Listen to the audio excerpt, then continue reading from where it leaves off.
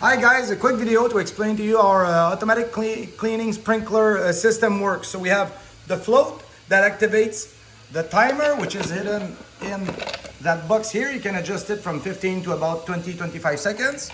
You have the button for to put in manual. So that's for quick cleaning manually using the jug on the pump. Off so it doesn't work, and automatic so it works according with the flow. And there's the valve, and there's a sprinkler in there.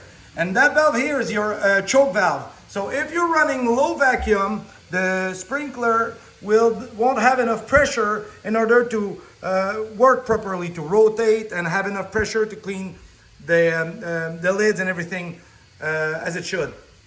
At higher vacuum, that valve is kind of useless, but we know that it's not high vacuum all the time. So I'm gonna give you a quick demo, a quick difference to see the difference. Right now, we're about 26 inch of mercury. I got plenty of water.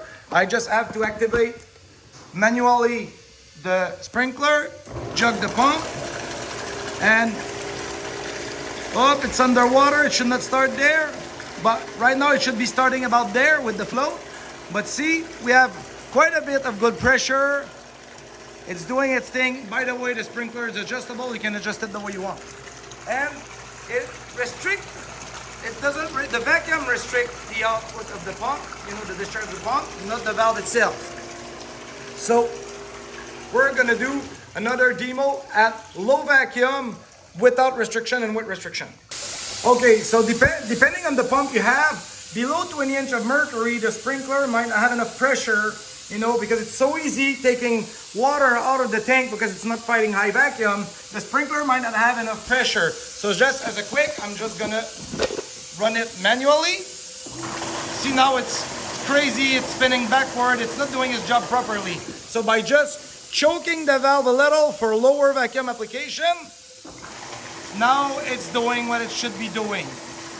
By the way, that sprinkler is fully adjustable.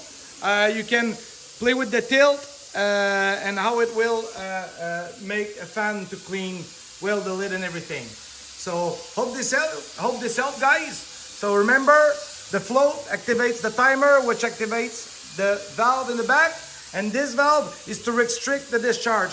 And it won't change a thing at high vacuum, because at high vacuum the pump is already restricted. So we always size these pumps for 25 inch of mercury and up. So this won't be a hinder to the pump pumping the sap out of the extractor at higher vacuum. So it should be adjusted at lower vacuum so that the sprinkler works great.